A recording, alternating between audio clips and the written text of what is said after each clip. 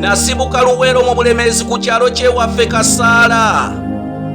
Okujja e Kampala nalippira mmotoka y'amanda ekiro eyali etambulira ku kitangala ky'omwezi kuba teyalina yadde amataala. Nasalawo njabulire Kasaala oba olyawo ngezesa ate emikisa gyange mu kibuga ekikulu Kampala. Ekyannyamba saali mufumbo era nga sirina mwana yenna kabeera omulenzi oba omuwala. Emmotoka y'amanda eyatambulanga etutuggira yasibira ku mutaala gw'e Kasubi Kawaala.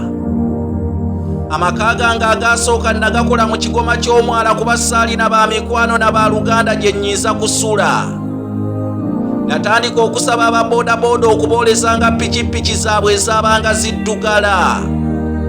Bino byonna nabikolanga nsinziira Kasubi Kawaala wansi eyo ku mwala.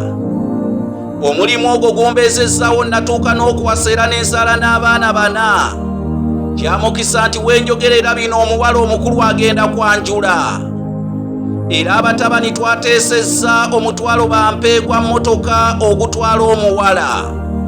Neebaza Katonda nti nze yajjira ku mmotoka y'amanda e Kampala ngenda kudda ewaffe e Kasaala e Luweero nga nfulumula.